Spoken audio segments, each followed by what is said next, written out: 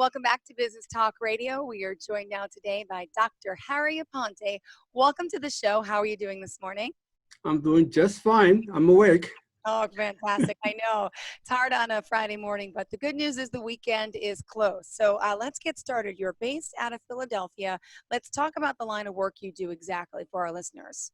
Okay, I'm a psychotherapist. My specialty is in family therapy, working with couples and families. But I also have a great interest in working with disadvantaged families. So it's a pretty broad experience, but we can talk about it as the more you ask questions. Yeah, well, why don't we get started by getting to know you personally, Dr. Aponte. Where are you from? Where did you grow up? What brought you into this line of work of helping others? Where did you go to school? Give us a little bit of your background, if you don't mind. All right. I'm a New Yorker. Okay. Yes. Grew up in Harlem and in South Bronx, Cardinal Hayes High School. On the concourse, I got my master's in social work at Fordham University. Oh, great. From there, I'm Puerto Rican. Okay. I never spoke English at home. I only spoke Spanish at home. All right, so I had to learn English in the street, and I still remember the teachers calling my parents in and saying, "Why does this boy not know how to speak English?" And here you are. Look, it took some time, some dedication, and learning, and you did that fine, obviously. I've managed.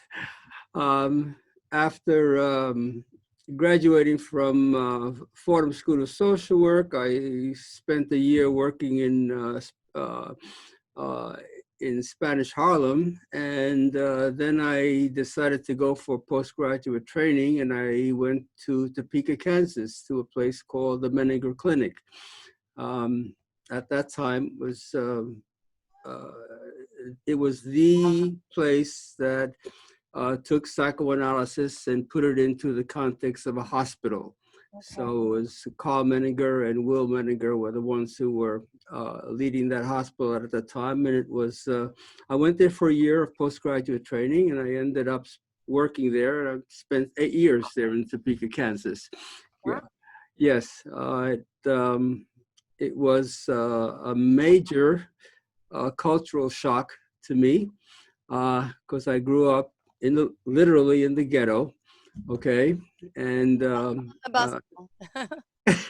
and the Menninger Clinic at that time dealt mostly with people of some notoriety and money, and so I had people to work with who were Nobel Prize winners, people who were heads of corporations, and as I recall, it was the first time in my life, this is true, that I ever really sat down to speak to a white Anglo-Saxon Protestant, have a conversation.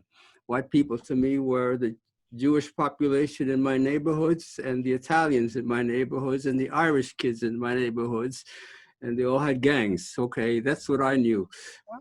So this was a major transition for me in terms intellectually and culturally.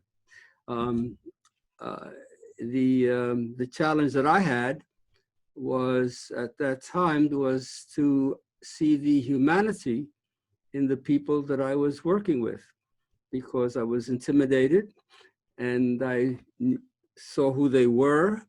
And I had trouble in the beginning to really communicate with them and to get myself understood and to understand them.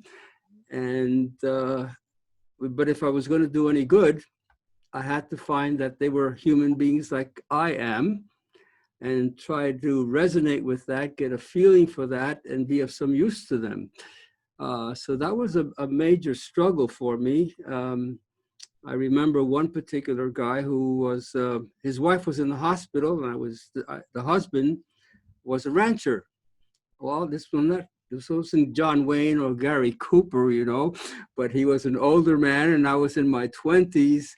And I struggled with him, and he struggled with me, but it transformed me, because by the time we ended up working, he gave me as a gift a hand-carved leather wallet. And this was a big deal for me. Okay, at that time, still remember my goal was that someday I'm going to be able to earn $15,000 a year. And that sounded like a great, goal for me. Well, this hand-carved, wallet, this leather wallet was a beautiful thing. And what I realized at the time, that I really cared about this guy and he cared about me. So we made a connection. Okay? But it taught me something about looking for the essential humanity in the people that I worked for. And that what they needed from me was for me to really understand them and to care about them so that I could really invest myself in their well-being. Okay. Well, from there, I got an invitation from a man named Salvador Minuchin from Argentina, a psychiatrist who came to a clinic in Philadelphia, the Philadelphia Child Guidance Clinic, and he heard a little bit about me, and he said, I got a job for you. I just came here from New York, from the Wiltwood School for Boys. We dealt with Puerto Rican kids and Black kids from Harlem, where you grew up. I'm in South Philly, and I think you can relate to these people. So could you come and work with me? Well, I went and worked with him, came to Philadelphia, and at the time, there was a lot of community activity. This was in the late 60s, early 70s. And the people in the community wanted the clinic to relate to the community. And the clinic was having trouble relating to them. And there was a little bit of violence. Some windows were being broken and some threats were being thrown out there. And Sal said to me, Harry, go ahead. You're the one who's going to deal with them. um, I sat and talked with them, and we realized that we came from the same background. So that worked. But then they said, well, we want to tell you how to run your clinic. I said, well, and you can help us understand the community, but I don't think you can run our clinic. So I said, I don't think we're going to meet anymore. So I went into the community and I said, I got to find the leadership in this community.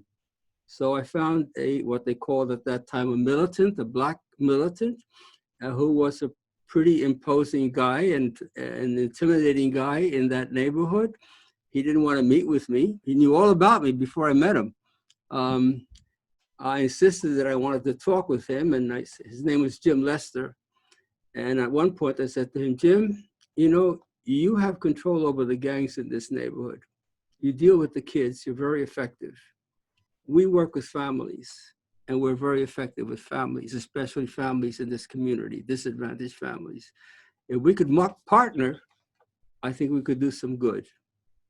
Well, that convinced him. We went to the bar, had a beer, and he said, well, how do I find the kids, that we're going to help? I said, well, let's see, who are the kids who are not going to school? The truants, the chronic truants. He said, well, how do we get them? I said, well, we go to the superintendent of schools in the district. He says, I can't go there. I says, of course you can. You can go with me because I represent the clinic and they will listen to the clinic and you're going to be with me. We sat down. The superintendent of schools said, you want to work with these kids? You're welcome to it. Don't do it during school hours. Do it after school hours and you can do it. So Jim talked some station to do a telethon, raise money, bought a building, renovated the building, got students from the University of Penn who were in the Department of Education, African-American students who wanted to be teachers. They made this their practicum where they could get their experience at school. And these chronic kids who were just avoiding school, never going to school at all, once they met Jim, they looked up to him, and I would stand outside and watch, and he'd say to them, at 3:30, I locked the door. You don't come in after 3:30. These kids who didn't go to school would be running to get there on time. They got there on time. And in a few months, we tested these kids. In a few months, they jumped grade after grade after grade. Okay. And we met with the families, we engaged the families. Okay, it was a transformation, Wow, absolutely. and the message that I got from that was, if you're going to work with disadvantaged families, as was my family, okay, you can't just deal with the individuals, you can't just deal with the family, you got to get the community involved. So I got people from the city council, from the state representatives to come to the clinic, to visit us, to understand what we were doing, to open doors for these families. And our work was with the families and with the community, and it was more successful than anything we'd done before. That's So great. I learned two lessons. One, I learned at the Menninger Clinic to look for the humanity of the people that I worked with, and to relate to that humanity no matter who they were and where they came from. And then the other lesson was, if I want to work with families like my family in the community, we got to work with the community, mobilize the resources in the community, and then we can deal with their mental health issues. But we can't ignore the community and its effect on people's lives. Beautifully said. So, how many years now have you been in private practice in Philadelphia? Since 76, Okay. 1976. Wow. So, and you specialize in treating up to this day everything from, is it children to teenagers to adults, or what is your age range of? Well, now that once I got into private practice, I didn't have a team. I didn't have to work. So then I worked with whoever came, but most of the people who came were adults. Okay, then I also got connected with Drexel University, by the way, Mhm. and I became an adjunct, meaning part-time teaching there. And when they asked me what I wanted to teach, I said, I want to teach therapists how to relate through their humanity to the humanity of their clients. Well, this is new. And the person who was the head of the department there said, well, what does that mean? I said, well, I can tell you what it means, but I'll tell you one thing. I don't want to teach a course about this, a class, just one of many classes. If you want this, you've got to think of it as something that becomes integrated into your whole program. Mhm. So I'd have to have all the faculty, 8 or 9 people, the core faculty, and have them have the experience with me of what it's like to learn what I'm trying to teach in terms of using your own humanity to relate to other people's humanity. And she said, yes. And I said, well, you're going to expose something of yourself if you're going to do that. And she said, I'll be the first one. That's the head of the department. So I'm going to expose myself and my issues and my struggles when I work with clients and when I supervise. She did it. The faculty followed it. And it's become cornerstone of the training that we do. If you're going to become a therapist, the first thing you have to do is to learn how to relate to people's pain and hurt through your own. Yep, you got to have empathy and Yes, ma'am, you got it. in a sense. You've walked the walk where you grew up and how you grew up. And it's fantastic because I could see the light in your eyes. And when you smile, you're probably a good judge of character. I think I am as well, but it's amazing. I could see that you're so eager to help people just through your eyes, your vision, and your story today. So I know you want to stress to everyone today that maybe doesn't understand the benefits of having a psychotherapist on their side. Would you mind discussing the benefits of having someone like you to help, and what type of people can come to you? What are they looking for? What could you help them with? Would you mind just elaborating on that a little? Well, today's society, it has a special character to it, very different from what our society was 50, 75 years ago, where we had certain standards that were generally accepted. Roles were generally defined for women, for men, for children. Okay. Uh, and the society that we have today is a society where everybody has a voice. The kids have a voice, the women have a voice, the men have a voice, and people could people make decisions for themselves about how they're going to live their lives and what their lifestyle is going to be and how they're going to manage life. Okay. It's a much more complicated world. It's a world where families are not as cohesive as they used to be. Commitments are tend to be rather tentative, and people make contracts for when they're going to divorce, you know. So it's a fluid kind of environment that where people depend more on their own personal resources in order to survive and succeed in life. People who are gifted and people who have their lives together can become very successful. A lot of other people just simply fail because they can't make it in this society. It's too competitive, it's too hard, it's too much on your own, so they end up on the street, okay, or they end up as failures.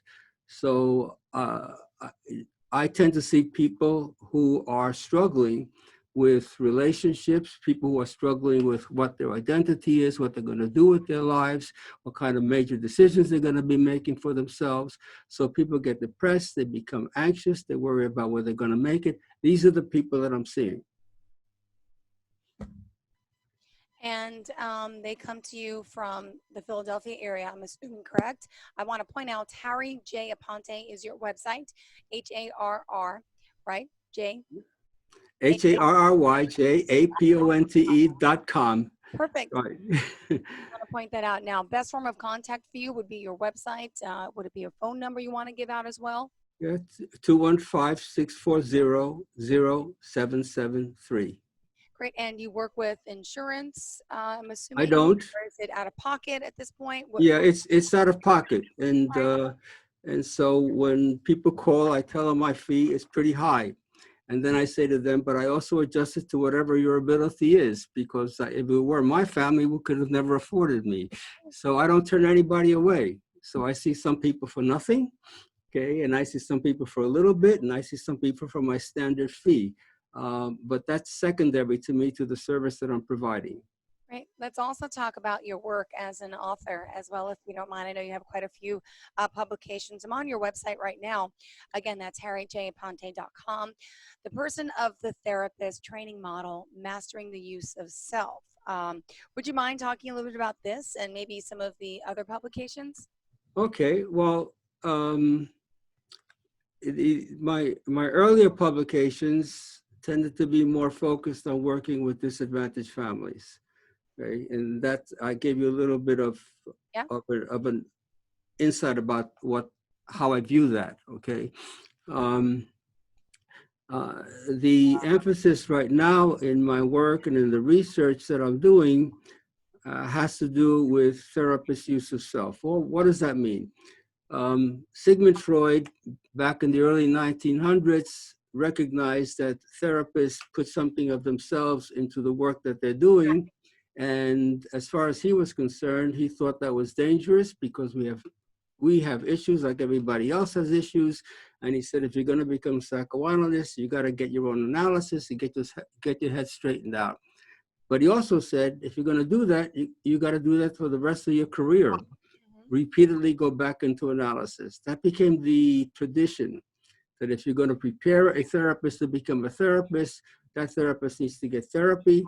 And in later years, okay, in later years, it became, if you're a family therapist, then you had to straighten things out in terms of your family, what your issues are with your family. So in other words, you have to heal yourself before you can heal other people. I came in with a radically different idea, because what I said to them, I said, you know something? People are going to get us the way we are today and not the way we'd like to be when we have it all together. And the reality is that we never get it all together. We die with our issues, we die with our struggles, we die with our humanity.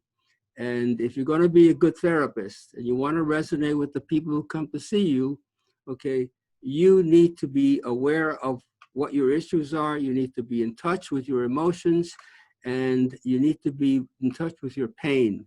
So what does that mean? That means that when you're sitting down with somebody and they start telling you their story, that you better start thinking about your own story and things in your life that resonate with what they're experiencing, so that then you can feel with them, not just hear their story, but feel what they're feeling, feel something of their pain. Then you'll understand them, then you'll be able to relate to them, then you'll be able to work with them. So that's a whole different approach to preparing a therapist to become a therapist. I talk about it as this, you have to have the soul of a therapist. And that's what I'm focusing on right now.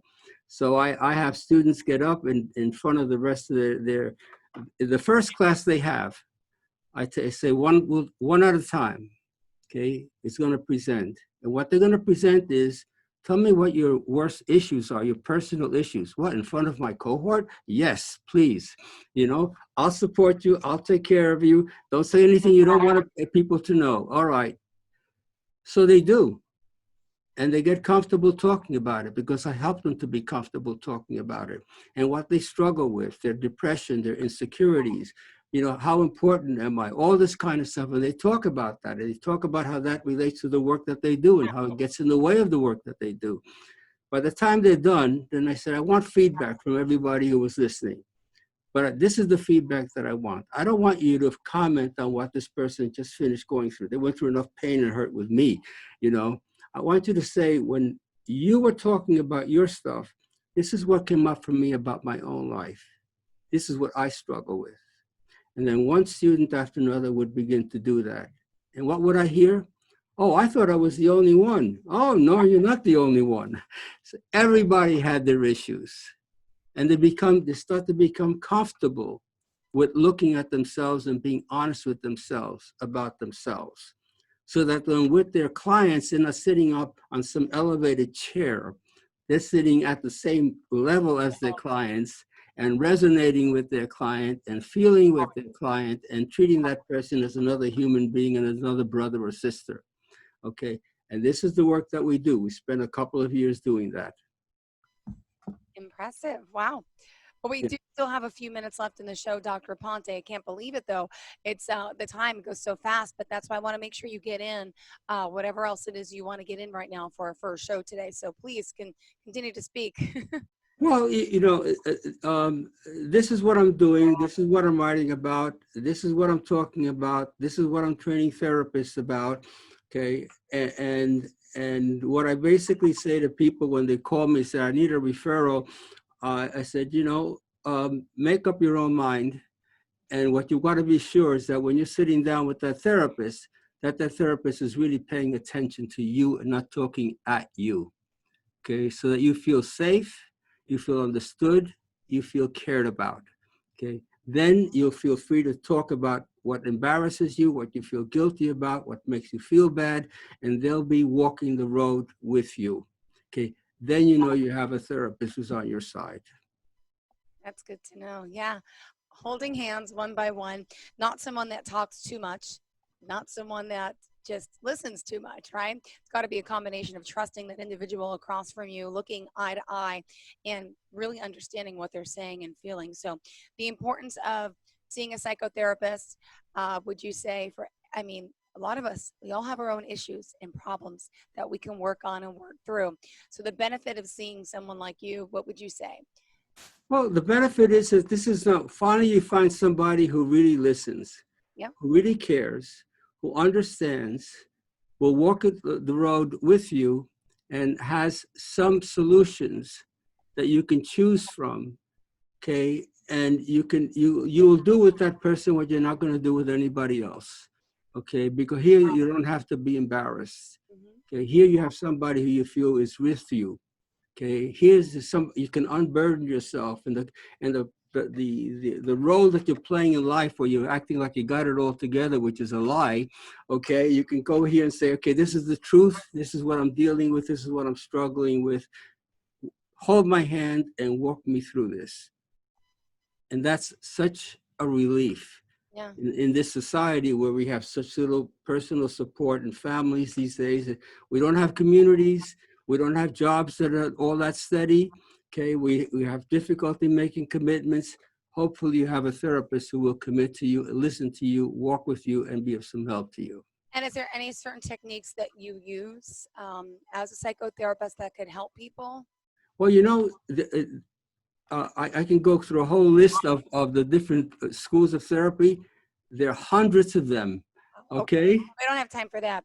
Well, But you but know the what point, works for someone at this point. You have an experience to say, we're going to go down this road and this path and this technique and use that. Okay. well, the point is that the research has shown is the relationship is more effective than the technique.